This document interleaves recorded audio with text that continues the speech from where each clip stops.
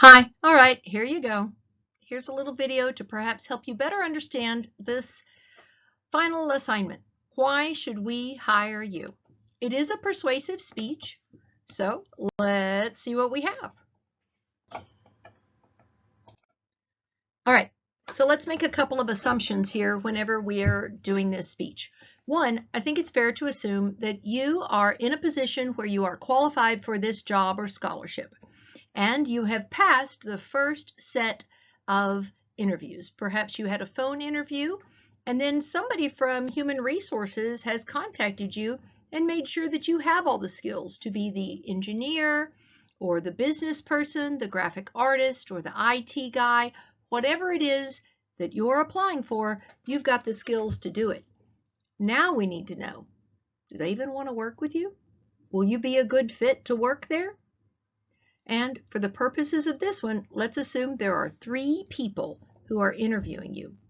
Generally, this type of interview, it's called a panel interview, and it would have your boss, perhaps their supervisor, and somebody else who would be working on your team. Assume that there are 3 people who made it to this final interview. You're one of them. Good job. But there are also 2 other people out there waiting in the hall. So when you get to the end of the interview, they'll ask you, so why should we hire you? Make it easy for them to pick you. Don't make the decision difficult. This is your focus. Hopefully this speech will be used many times throughout your life. So, as with any speech, you've got to remember, think about the audience. You've already established that you have the skills to do the job, so don't waste your time in this speech reviewing your skill set. They're wondering if they want to work with you. They're wondering if you'll stay on the job. If you recall, we had talked earlier in the semester about how long it takes for a company to recoup the costs in recruiting and retraining a new employee. They want to know, are you promotable, or will you always be one of the lower employees at the company? And are you impressive? Will that boss's boss want to introduce you to others as a new hire and be proud? That's what you're aiming for. So, this is where I'm happy to talk to you about it. Everything, guys, is a pattern. All we have to do is find the pattern. So I've told you a lot of my side hustles are helping business people create their presentations when they have to do this. And I've talked to you in class about the hamburger analogy. Start the speech and end the speech with the same thing. In speech class, we call this a hook and an echo. If this were a hamburger, it would be a bun. And I guess technically you can start your hamburger with one bun and finish it up with a tortilla. You won't get the mayonnaise on your hand, but that's weird. People are going to look at you strange, so don't do that. So what's going to start your presentation will be a hook, probably a key phrase, and then a little bit of a thesis. Your thesis is not hire me. Your thesis is addressing those underlying concerns that the audience had. And you're going to let people know what are the 2 points you're going to cover, so that when you cover those points, they know where you are in the speech. Then you'll begin with your first point. You'll state that first point and then illustrate why that first point is true with a story. Facts are great. Facts are wonderful. But facts don't help us make the decision as much as the feeling we get when we understand our story. Transition to the next point. A transition could be something as simple as, which leads me to my next point. Or, and now I need to tell you the next thing. But just let us know you're moving on to that second point. Then tell us the second point and a story that illustrates why that point is true. Finally, wrap it all up. And then end that speech with an echo. Your key phrases that have been working throughout this whole presentation. Some additional things to consider. And this is on that assignment I've given you called Outline and Workshop. In addition to making your outline, I want you to consider these things. How are you using emotion in this presentation? We don't make decisions based on logic as much as we wish we did. We're emotional creatures. How are you using vivid language to really paint a picture of who you are? Think about those magic words, especially the word imagine, or because, or now. Hopefully, the motivational technique you'll be using is desire or obligation. I have real concerns if you've chosen fear, because then I think you're applying to be a mafioso. And finally, what about creating a sense of unity? How can you show me that you create unity wherever you go? And that's perhaps one of the reasons we should hire you. So some specifics. You've got 3 to 4 minutes to talk to us. And of course, there's 30 seconds of grace. Folks, there are a lot of us talking on this one day, so I've got to stop you if you get to 5 minutes. But if you get to 5 minutes, that's also indicative that you probably haven't done enough practice. I'm going to ask you to practice this speech at least 5 times in front of somebody, not by yourself. After all, you're a great audience. You think you've done a wonderful job. Aim to have your speech last 4 minutes.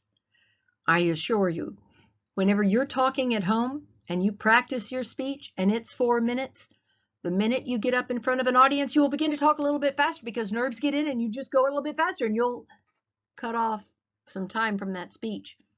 So if you've made an error and just practiced a speech that's 3 minutes long, then when you get up there and talk, your speech will probably run about 2 minutes 15, and that's outside the window, and you'll lose points on that. Aim for a 4-minute speech. You can have one standard note card. Only include your bullet points on there. Don't write out sentences, then you'll just stand and read to us, and unless you're a professional actor, not a good idea. And you don't need a visual aid on this one. So let's review our little rubric. As you can see, you've got 12 points here for your introduction. Have a hook and an intro that lets us know the 2 points you're going to talk about. Then talk about your point. Point number 1 and a story. Point number 2 and a story. And a conclusion with an echo. And your transitions. I bet you do well. And remember, this isn't a public speaking class, so the majority of your points are in how you design it and the information you've put into your speech. I do recommend you take the public speaking class, and there you'll learn more about your presentation skills. But for now, let's work on the basics. So I've got, make sure you look at us. You know, we are out there, and eye contact is a good thing.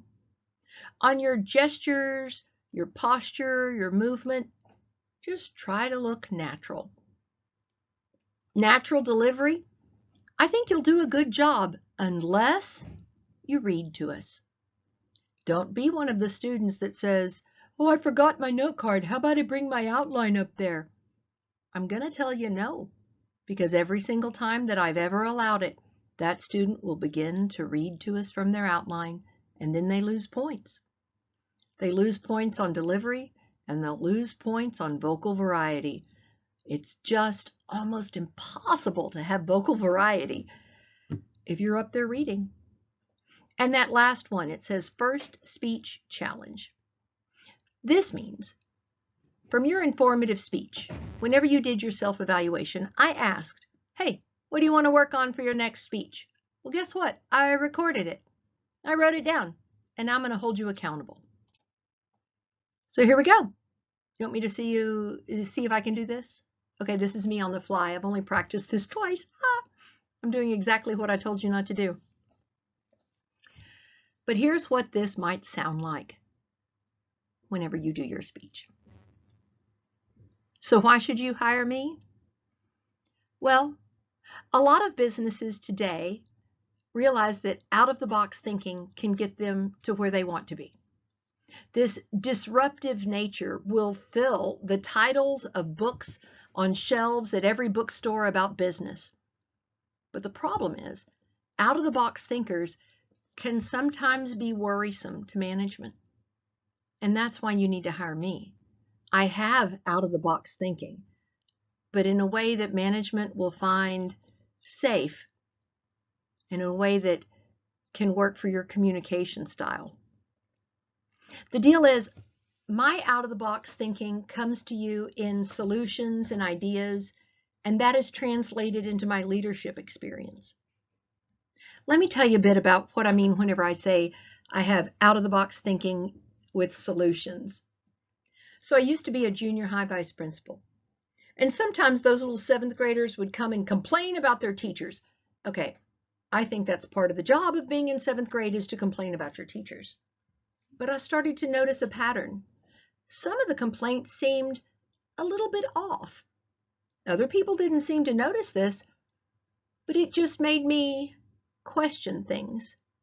And it made me question things enough that I went and began to investigate a little bit more. And I'm really glad I did, because what I uncovered was some truly unethical behavior. That behavior was so unethical that I was able to talk to my superiors, and we helped that teacher discover another career path. And we saved the district from a lawsuit and some really negative news. But it's not just that. I was then placed in front of a problem. And that problem was to design a master schedule that somehow I needed to figure out how 70 teachers and 1,400 students could all work together so that everybody had the right classes at the right time. It was a giant problem. I was able to solve that. The system I came up with to solve it is still in use today, 14 years after I left the school. And that kind of thinking helped get me tapped for leadership roles. And it's not just leadership of one type or another, it's my leadership style that's so out of the box. See, I realize that if I'm going to be the engineer on a train for a new destination and getting people involved in a new program, first I have to understand the people I'm working with. Because while the golden rule of treating everybody the way you want to be treated may work for some, it's not actually effective. What we need is the platinum rule, which is treat everybody the way they want to be treated. So I like to motivate people the way they want to be motivated. In that way, whenever I ask them to change whatever they want to change, they want to come jump on my train. Then I'm the engineer who can lead them to new places with new and novel creations and decisions that'll work and solve problems to help students succeed. That's where my skills lie. That's why I'm the out-of-the-box thinker that keeps getting hired to do new projects. So why should you hire me? Because I will notice your patterns with my out-of-the-box thinking. And when you need a leader who can individually motivate people and engineer a project, I can be that one. So, am I out of the box? Absolutely. But I'm a safe out of the box. And I'm an out of the box that can communicate with you well. So there you go. There's my little speech, guys. I don't know. Can you do something like that? I think you can. It will require practice. I encourage you to practice several times in front of the mirror. And then go practice in front of somebody who loves you very much. Moms are really good at this. But of course, moms will tell you, you did the best, baby. But then would you please do a couple practice sessions in front of somebody who's going to annoy you? Brothers and sisters are kind of good at this. Not that I need their opinion on your speech. I just need you to be a little bit nervous so that you can practice how you speak when you've got the nerves going on. I look forward to hearing your speeches.